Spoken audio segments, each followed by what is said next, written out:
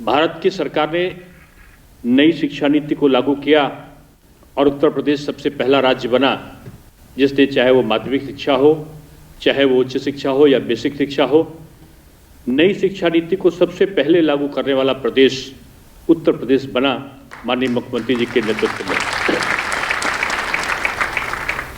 परीक्षा केंद्रों का निर्धारण ठेकों पर हुआ करता था, नीलामी होती थी।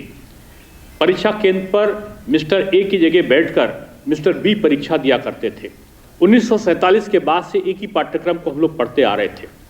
ऐसी स्थिति में पहली बार विद्वत लोगों की एक समिति बनाकर लगभग 6 महीने के अथक परिश्रम के बाद एनसीईआरटी का पैटर्न उत्तर प्रदेश मॉडल पर तैयार करके उसको हम लोगों ने यहाँ पर 2018 में लागू करने पे हम लोग सफल बने।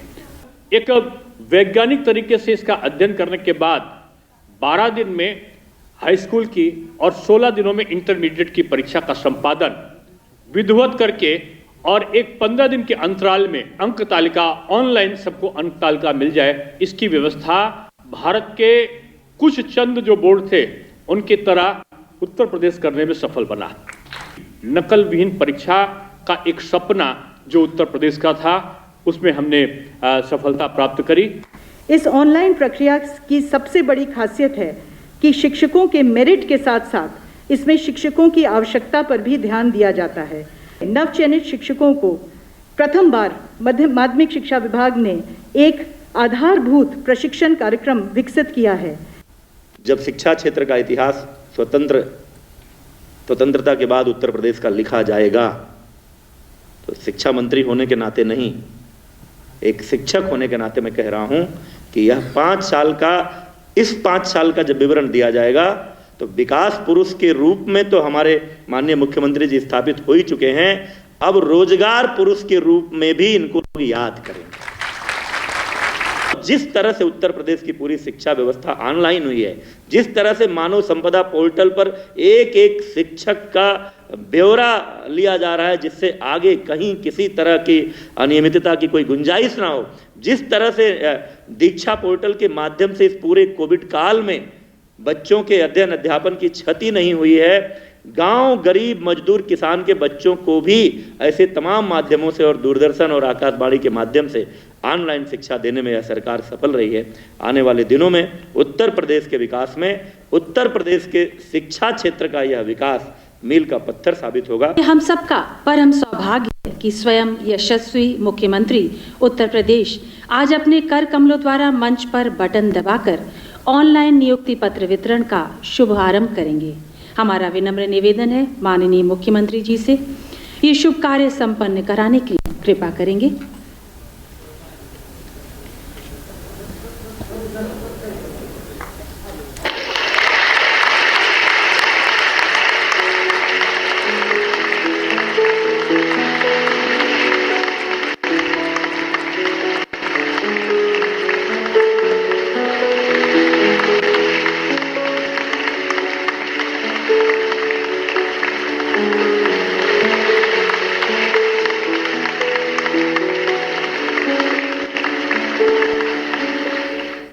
आप सभी बधाई के पात्र हैं और हमारी शुभकामनाएं आप सबके साथ हैं।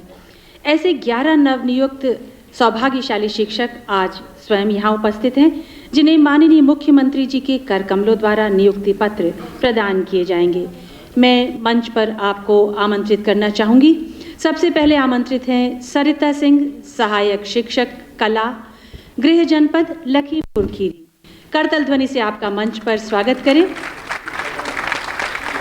आप ग्रामीण क्षेत्र के छात्र छात्राओं को शिक्षा के प्रति प्रेरित कर रही हैं, शिक्षा के क्षेत्र में महत्वपूर्ण योगदान दे रही हैं। बधाई की पात्र सरिता सिंह।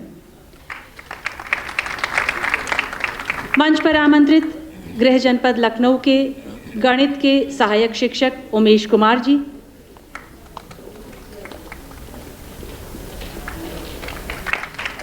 आप शिक्षा के क्षेत्र में अपना महत्वपूर्ण योगदान दे रहे हैं।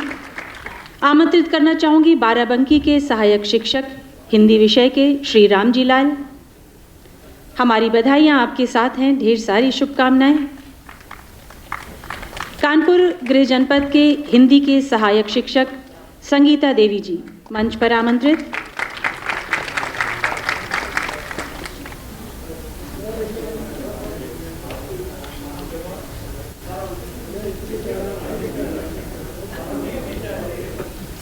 आपने नेट भी क्वालिफाई किया है और आप पीएचडी भी कर रही हैं, बधाई की पात्र हैं।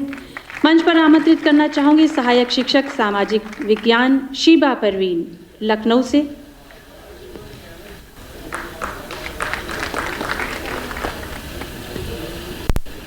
प्रतिमा सिंह, प्रवक्ता अर्थशास्त्र, वाराणसी से।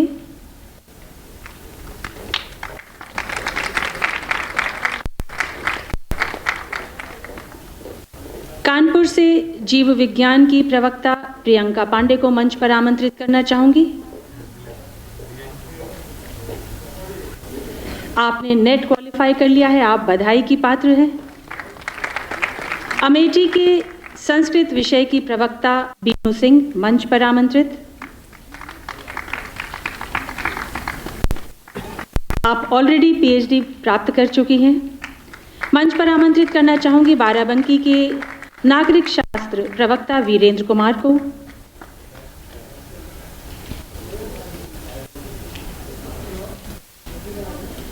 आप प्रतियोगी परीक्षार्थियों को कोचिंग के माध्यम से गाइड कर रहे हैं, बहुत ही नेक कार्य है वीरेंद्र कुमार जी।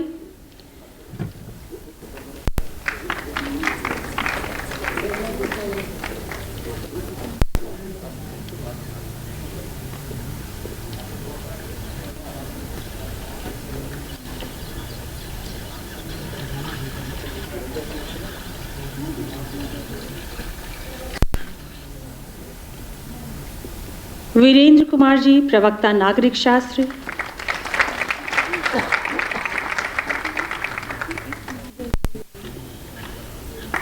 गोरखपुर के रसायन विज्ञान के प्रवक्ता सिकंदर पासवान, आप इलाहाबाद यूनिवर्सिटी से पीएचडी कर रहे हैं, जेआरएफ कॉलेज है, बहुत ही हर्ष का विषय है, ढेर सारी शुभकामनाएं।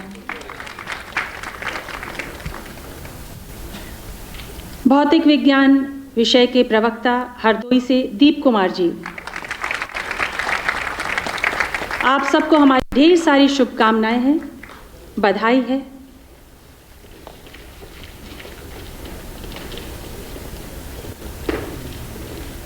धन्यवाद देना चाहूंगी मुख्य अतिथि महोदय को, माननीय उप मुख्यमंत्री डॉक्टर दिनेश शर्मा जो स्वयं शिक्षाविद हैं, से विनम्र अनुरोध है कि आज के शुभ अवसर पर अपने उद्गार प्रकट करने की कृपा करेंगे।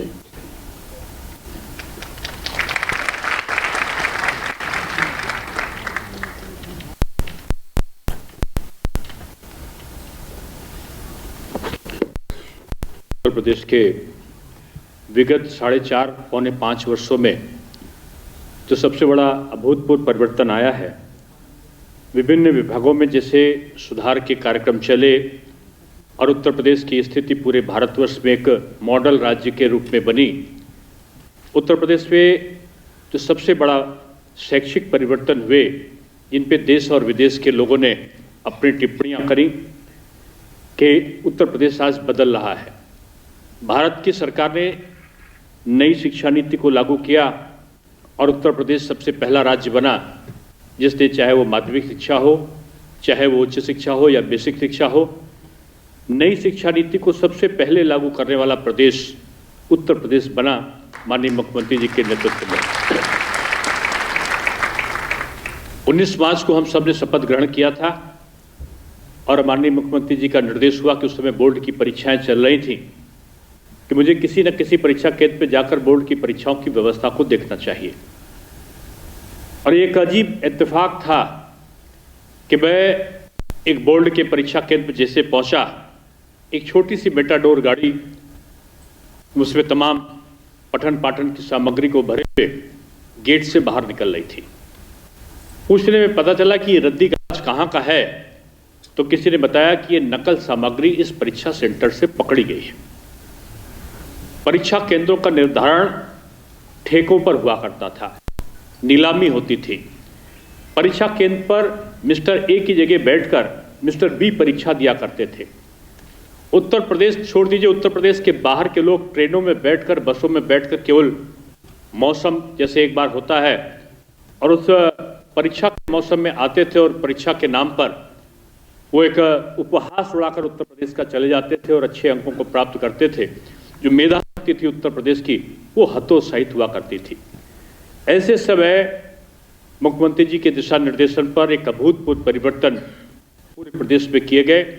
ऑनलाइन परीक्षा केंद्रों का निर्धारण, 1,94,000 के आसपास सीसीटीवी कैमरे लगाना, सभी परीक्षा केंद्रों की बाउंड्री को करना, स्टैटिक मजिस्ट्रेट को लगाना, सेंट्रलाइज कंट्रोल रूम बनाना, हर परीक्षा केंद्र में कंट्रोल रूम और उनका पूरे शहर में एक कंट्रोल रूम, और परीक्षा की मॉनिटरिंग करने के लिए लखनऊ शहर में पूरे प्रदेश को मॉनिटर करने का कंट्रोल रूम की स्थापना करना, और बगैर किसी विद्यार्थी और शिक्षक को किसी प्रकार का दंडित किए जो नकल माफिया थे उनको पकड़ना, उनको दंडित करना, और उसके द्वारा एक निष्पक्ष और पारदर्शी परीक्षा को कराने में उत्तर प्रदेश सफल बना। ये एक वो दौर था कि 1947 के बाद से एक ही पाठ्यक्रम को हम लोग पढ़ते आ रहे थे। लखनऊ में एक अंग्रेजी की पुस्तक मिस्टर ए की चलती थी, तो मिस्टर बी की पुस्तक रायबरेली में दूसरी अंग्रेजी की चला करती थी। हिंदी की कोई और चलती थी एक राइटर की, तो पता चला कि इतिहास की कोई और राइटर के कहीं जिलों पे अलग अलग चला करते थे। हर जगह पर कई गुना दाम पुस्तकों के होते थे और पठन पाठन की सामग्री भी एक स्थायित्व स्वरूप प्रदान नहीं कर पाती थी। ऐसी स्थिति में पहली बार विद्वत लोगों की एक समिति बनाकर लगभग 6 महीने के अथक परिश्रम के बाद एनसीईआरटी का पैटर्न उत्तर प्रदेश मॉडल पर तैयार करके उसको हम लोगों ने यहाँ पर 2018 में लागू करने पे हम लोग सफल बने। और एनसीईआरटी का जब हमारा पाठ्यक्रम लगा तो अन्य बोर्ड की अपेक्षा उत्तर प्रदेश का जो बोर्ड था उसकी भी गरिमा कहीं ज़्यादा आगे बढ़ी और हमारे बोर्ड के प्रति लोगों का विश्वास बढ़ने लगा। ऐसे समय 10 महीने पहले जहां सत्र अनियमित था, 2.5 महीने परीक्षा चला करती थी, एक वैज्ञानिक तरीके से इसका अध्ययन करने के बाद 12 दिन में हाई स्कूल की और 16 दिनों में इंटरमीडिएट की परीक्षा का संपादन विधिवत करके और एक 15 दिन के अंतराल में उनका परीक्षा फल उनके वेबसाइट पर यहाँ दर्ज करके और अंक तालिका ऑनलाइन सबको अंक तालिका मिल जाए, इसकी व्यवस्था भारत के कुछ चंद जो बोर्ड थे उनकी तरह उत्तर प्रदेश करने में सफल बना।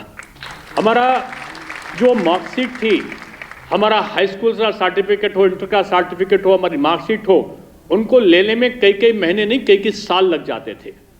पहला काम हम सब ने किया कि जो बोर्ड का हमारा प्रयागराज बोर्ड है, जो उसको इलाहाबाद बोर्ड पहले बोलते थे, उनकी सारी मार्कशीट को, सारे अंक तालिकाओं को, सारे सर्टिफिकेट्स को ऑनलाइन एक निश्चित छोटे से शुल्क के आधार पर लेने की व्यवस्था पूरी प्रदेश में हम लोगों ने संपादित कराने में हम लोग सफल बने। विद्यार्थी को आधार से लिंक करना प्रवेश के समय, उसकी संख्या को एक नियंत्रित करना, और उसके बाद जब परीक्षा में हो तो हम उसको अच्छी तरीके से मॉनिटर कर सकें कि ये विद्यार्थी जिसका रोल नंबर है ये वही व्यक्ति है या कोई दूसरा व्यक्ति है। इस प्रकार की एक टेक्नोलॉजी को अडॉप्ट करना, अंक तालिकाओं पर कोडिंग की व्यवस्था को लागू करना, और अंक तालिकाओं पे कोडिंग की व्यवस्था के साथ साथ 5-5, 6-6, 7-7 जिलों का पर्चा एक, तो दूसरे 8 जिलों का 10 जिलों का पर्चा दूसरा। इस प्रकार की जो व्यवस्थाएं हम लोगों ने लागू की, नकल विहीन परीक्षा का एक सपना जो उत्तर प्रदेश का था उसमें हमने सफलता प्राप्त करी। मैं सारी कहानी आपको केवल इसलिए बता रहा हूं कि बदला हुआ उत्तर प्रदेश है।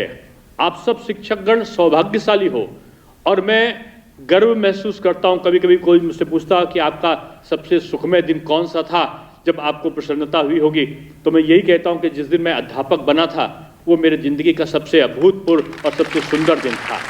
मैं आप सबको इसलिए कहना चाहता हूं कि हम भी अपने जीवनचर्या में आपकी तरह एक टीचर बने, लेकिन टीचर बनने का उद्देश्य हमारा, हालांकि आज आप पूछिए तो बहुत कम लोग चाहेंगे, पूछिए आप क्या बनना चाहते हो, कहेंगे डॉक्टर, इंजीनियर, चार्टर्ड अकाउंटेंट, तमाम चीज़ें बताएंगे।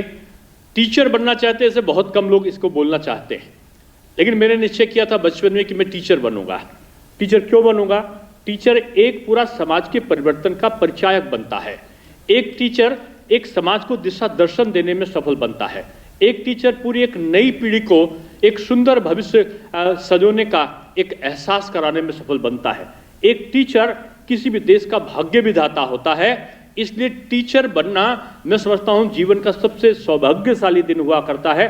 इसलिए आप सबको मैं कहना चाहता हूं कि हम लोग भी कई परीक्षा में बैठे थे। मैं पिछली बार बता रहा था कि मैं 17 परीक्षा में बैठा, 16 में सेलेक्ट हुआ, 1 में सेलेक्ट नहीं हुआ, लेकिन उसके बावजूद मैंने पार्ट टाइम लेक्चरर बनना विश्वविद्यालय में स्वीकार किया, इसलिए कि शिक्षक बन के हम बहुत सारा काम वो कर सकते हैं जो दूसरे लोग नहीं कर सकते।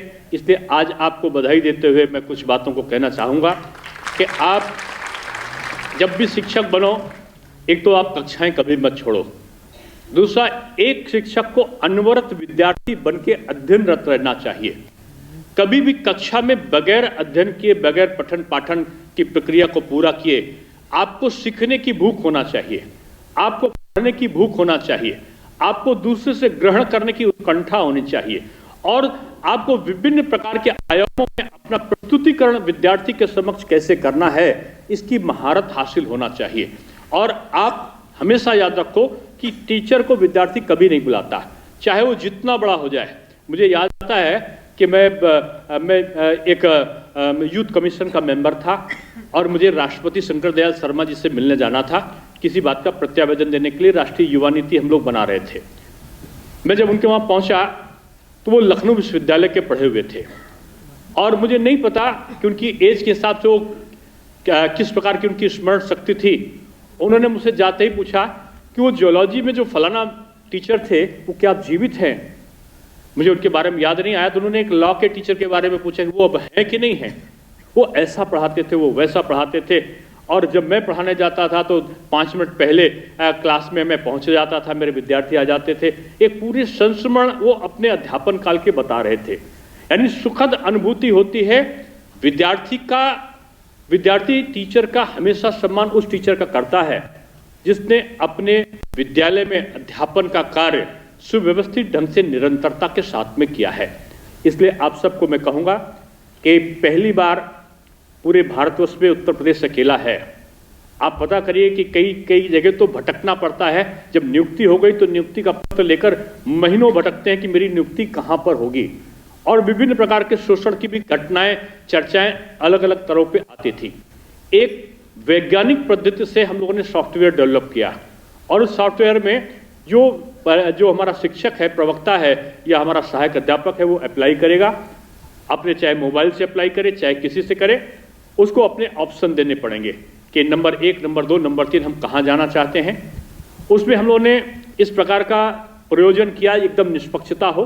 दिव्यांग है तो उसके अलग नंबर रखे, अगर कोई विधवा है तो उसके अलग नंबर रखे, कोई विधुर है और उसने पुनर्विवाह नहीं किए तो उसके अलग नंबर रखे, कोई अगर किसी प्रकार का कोई सुरक्षा बल में है, अपनी सीमाओं पर लगा हुआ कोई सैनिक है या सुरक्षा बल संबंधित है, उसके परिजनों को कोई और नंबर का एक वेटेज मिला। और साथ में पहली बार हम लोगों ने ये किया कि अभी तक बेसिक में अगर कोई अध्यापक है और उसके पत्नी या पति माध्यमिक में है तो उसको उसका लाभ नहीं मिलता था। कि उच्च शिक्षा विभाग में है, केंद्रीय विद्यालय में अगर अध्यापक है, उसकी पत्नी माध्यमिक में है तो उसका लाभ नहीं मिला करता था। पहली बार माननीय मुख्यमंत्री जी के मार्गदर्शन में हम सब ने इस प्रकार की व्यवस्था भी सॉफ्टवेयर में करी कि अगर पति पत्नी कहीं एक जिले में हैं, चाहे वो सरकारी विभाग में हैं और या बेसिक में, माध्यमिक में, उच्च शिक्षा में या केंद्रीय विद्यालयों में भी हैं, तो भी उनको हम लोग, हमारा सॉफ्टवेयर उनको कैच करेगा और उनके अनुसार वेटेज देके उनकी नियुक्ति में सहायक बनेगा। इसलिए आप सबसे मैं कहना चाहूँगा कि आपकी जहाँ भी नियुक्ति हो, ये ऑटोमेटिक आपका मोबाइल पे, आपके मोबाइल में पहुँच जाएगा कि फलाना व्यक्ति आपका नियुक्ति इस जुबली कॉलेज में हो गई है। जुबली कॉलेज के प्रधानाचार्य को एक मैसेज पहुँच जाएगा उनके मोबाइल पे कि इस व्यक्ति की नियुक्ति आपके वहां पर इस पद पर हो गई है, उसकी ज्वाइनिंग स्वतः से मान ली जाए। यानी आपको ज्वाइनिंग के लिए भी झगड़ा नहीं करना है, आपको उसके लिए भी भटकना नहीं है। इसलिए मैं निवेदन करूंगा कि आप जब आपकी नियुक्ति हो, जहां पर आपको आए, ये मानवीय साधन से है नहीं, ये आपकी इच्छा के अनुसार कंप्यूटराइज्ड है। एक तो एक काम करिएगा कि इसके बाद अपनी नियुक्ति को बदलवाने के लिए किसी प्रकार की सोच सिफारिश मत करिएगा, केवल ज्वाइन करिए, ज्वाइन करके पढ़ाने का उपक्रम करिएगा। सारे अध्यापकों को एक प्रशिक्षण देने का काम भी हम लोग करते हैं। जब नए चुने जाते हैं तो उनका प्रशिक्षण भी हम लोग कराते हैं कि किस प्रकार से हमको बच्चों के सामने जाना है, कौन से पठन पाठन की प्रक्रिया को हमको पढ़ाना है, नई शिक्षा नीति के रूप में हमें क्या चीज़ करना है। क्योंकि हमने माध्यमिक शिक्षा में नई शिक्षा नीति का लगभग 80% भाग हम एडॉप्ट कर चुके हैं। हम विभिन्न प्रकार की जो क्षमता का संवर्धन है, विभिन्न प्रकार के रोजगार परक जो शिक्षा है, उनको हम किस प्रकार से प्रतिपादित करेंगे, ये सारी चीज़ें हम लोगों ने दी हैं। मैं आपको शुभेच्छा देता हूं कि आप आज गुरु के रूप में प्रतिपादित हुए हैं और गुरु एक श्रेष्ठ स्थान अपने समाज में रखता है। कोई एक टीचर आता है, हम लोग हमेशा इस बात का ध्यान रखते थे कि एक जर्जर अगर बिल्डिंग है और वहाँ पर पढ़ाने वाले अध्यापक अच्छे हैं तो बच्चे अच्छे निश्चित रूप में निकलेंगे। एयर कंडीशन बिल्डिंग है लेकिन पढ़ाने वाला अध्यापक अच्छा नहीं है तो उस विद्यालय के बच्चों का भविष्य अच्छा नहीं हो सकता। इसलिए अध्यापक का श्रेष्ठ भाव में होना बच्चों के भविष्य के लिए बहुत जरूरी है। आप सब लोग श्रेष्ठता के भाव में आप एक अच्छे कंपटीशन को पास करके आए हो, इसलिए आप गर्व से कह सकते हो। कोई भी आपको पूछेगा कि हम अध्यापक कब के हैं, हम योगी जी के कार्यकाल वाले अध्यापक हैं जिसमें शोर सिफारिश के बगैर हम पढ़ने वाले अच्छे अध्यापक आए हैं। इसलिए आपकी तुलना अन्य लोगों से की जाएगी कि आप जो आज का अध्यापक चयन होकर आया है, निश्चित रूप में लोग मान के चलते हैं कि अच्छा अध्यापक आया है। आप अपने जीवन में सफल बनो, विद्यार्थियों को एक उज्जवल भविष्य की ओर अग्रसरित करो, यही मेरी आपकी शुभकामना है। शिक्षा की गुणवत्ता शिक्षक केंद्रित होती है।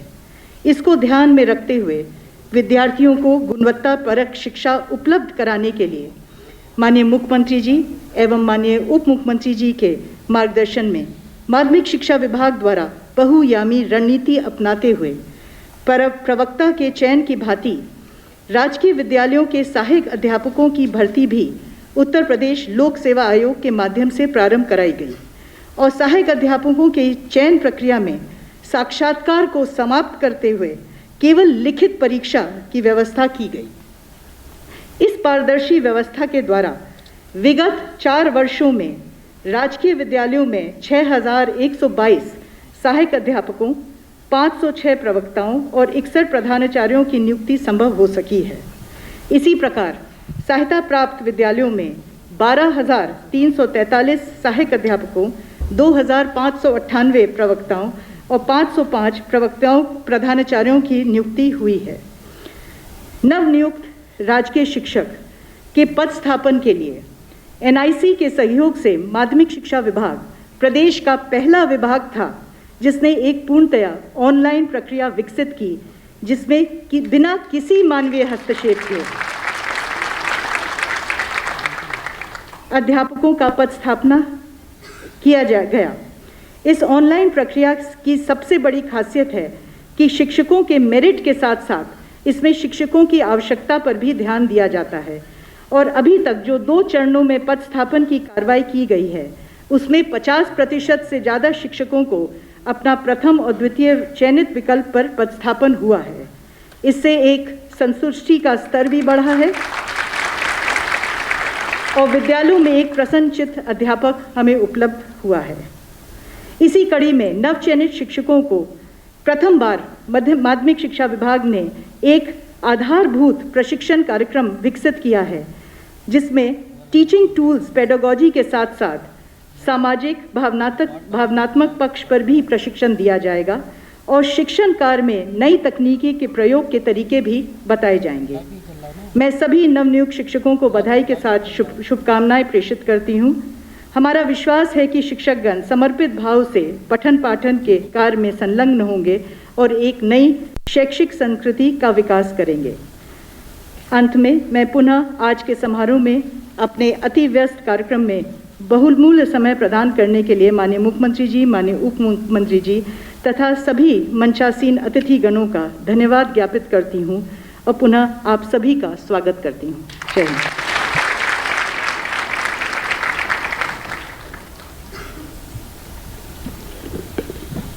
अपर मुख्य सचिव महोदया को धन्यवाद देते हुए माननीय बेसिक शिक्षा मंत्री श्री सतीश द्विवेदी जी से विनम्र आग्रह है, आज के आयोजन के संबंध में अपने विचार प्रकट करने का कष्ट करें।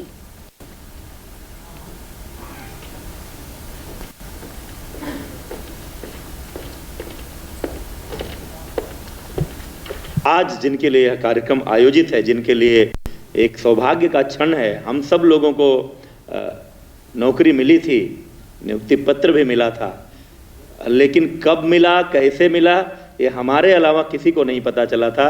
लेकिन आप सौभाग्यशाली हैं कि आप जब अपने जीवन के स्वर्णिम क्षण में पदार्पण कर रहे हैं तो आपका नियुक्ति पत्र स्वयं माननीय मुख्यमंत्री जी के हाथों से मिलेगा। इसलिए आप सभी को सर्वप्रथम आप सभी को बधाई देता हूं।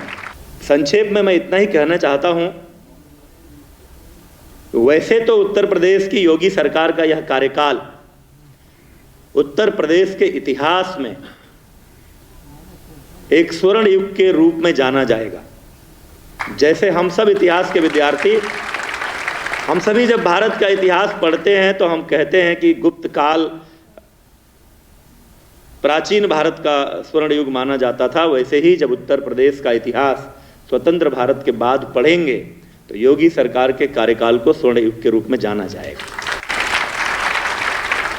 और वो इसलिए नहीं कि मैं ये बात मंच से कह रहा हूं, वो इसलिए कि आप जिन भी पक्षों की ओर दृष्टिपात करेंगे, जब यह कार्यकाल पूरा होगा और इसका मूल्यांकन होगा, तो चाहे उत्तर प्रदेश के सामाजिक विकास की बात होगी, जिसमें स्वास्थ्य, शिक्षा और जितने क्षेत्र आते हैं, महिलाओं से जुड़े हुए, वृद्धों से जुड़े हुए, बच्चों से जुड़े हुए, स्वास्थ्य के क्षेत्र में मेडिकल कॉलेज से लेकर के वो सारा जो बातें रोज हम सुनते हैं, आज मैं वहाँ इसको दोहराना नहीं चाहता हूँ। आज़ादी के बाद इतने बड़े प्रदेश में केवल 12 मेडिकल कॉलेज, आज 30 मेडिकल कॉलेज तैयार हैं, चल रहे हैं, चलने वाले हैं। और जैसी योजना लेकर योगी सरकार चल रही है, आने वाले दिनों में उत्तर प्रदेश के हर जिले में एक मेडिकल कॉलेज होगा। आर्थिक क्षेत्र में, औद्योगिक क्षेत्र हो, इंफ्रास्ट्रक्चर का क्षेत्र हो, बिजली हो, सड़क हो, सिंचाई विभाग हो, नहरें हो, बांध हो, उन सब क्षेत्रों में। और उसी तरह जब शिक्षा क्षेत्र का इतिहास स्वतंत्रता के बाद उत्तर प्रदेश का लिखा जाएगा, तो शिक्षा मंत्री होने के नाते नहीं, एक शिक्षक होने के नाते मैं कह रहा हूं कि यह 5 साल का जब विवरण दिया जाएगा तो विकास पुरुष के रूप में तो हमारे माननीय मुख्यमंत्री जी स्थापित हो ही चुके हैं, अब रोजगार पुरुष के रूप में भी इनको लोग याद करेंगे। 1,25,000 से अधिक बेसिक शिक्षा में भर्ती, हजारों की संख्या में, आज जो संख्या है इसकी कई बार, ये शायद तीसरा, चौथा, 5वां कार्यक्रम होगा माध्यमिक शिक्षा का, जब नियुक्ति पत्र वितरण का कार्यक्रम चल रहा है। इसी तरह से उच्च शिक्षा के क्षेत्र में प्रदेश का कोई विश्वविद्यालय, राज्य विश्वविद्यालय ऐसा नहीं है जहां आज की तिथि में शिक्षकों की कमी हो। जबकि एक समय में हम लोग पढ़ते थे तो कई विभाग के लगभग सब पद खाली रहते थे। मुझे लोगों ने बताया कि बरसों बाद ये नियुक्ति हो रही है। इसलिए जो उत्तर प्रदेश की योगी सरकार का मिशन रोजगार चल रहा है, उस मिशन रोजगार में एक महत्वपूर्ण भूमिका का निर्वहन हमारा शिक्षा विभाग कर रहा है, चाहे वो उच्च शिक्षा हो, माध्यमिक शिक्षा हो, बेसिक शिक्षा हो। मैं आज इस मंच से माननीय मुख्यमंत्री जी को हृदय से आभार व्यक्त करना चाहता हूं। हमारे जैसे सभी नौजवानों की ओर से धन्यवाद देना चाहता हूं कि आपके नेतृत्व में आज ना तो गांव के स्कूलों में शिक्षकों की कमी है, ना इंटर कॉलेज में शिक्षकों की कमी है, ना डिग्री कॉलेज और विश्वविद्यालय में शिक्षकों की कमी है। और यह जो कमी है, यह आपके मिशन रोजगार के अंतर्गत उत्तर प्रदेश के बेरोजगार नौजवानों को तो रोजगार प्रदान करेगी, आने वाले दिनों में शिक्षा क्षेत्र के उन्नयन के साथ हम सब लोग अर्थशास्त्र की कक्षाओं में जो पढ़ते पढ़ाते रहे हैं कि आज के युग में किसी भी देश के विकास में भौतिक पूंजी से ज्यादा महत्वपूर्ण योगदान मानवीय पूंजी का है। तो जिस मानवीय पूंजी का निर्माण ये हमारी नई पीढ़ी के शिक्षक करेंगे, और जिस तरह से उत्तर प्रदेश की पूरी शिक्षा व्यवस्था ऑनलाइन हुई है, जिस तरह से मानव संपदा पोर्टल पर एक एक शिक्षक का ब्यौरा लिया जा रहा है, जिससे आगे कहीं किसी तरह की अनियमितता की कोई गुंजाइश ना हो, जिस तरह से दीक्षा पोर्टल के माध्यम से इस पूरे कोविड काल में बच्चों के अध्ययन अध्यापन की क्षति नहीं हुई है, गांव गरीब मजदूर किसान के बच्चों को भी ऐसे तमाम माध्यमों से और दूरदर्शन और आकाशवाणी के माध्यम से ऑनलाइन शिक्षा देने में यह सरकार सफल रही है। आने वाले दिनों में उत्तर प्रदेश के विकास में उत्तर प्रदेश के शिक्षा क्षेत्र का यह विकास मील का पत्थर साबित होगा। इतना ही कहते हुए आप सभी लोगों को बधाई देते हुए अपनी बात समाप्त करता हूं।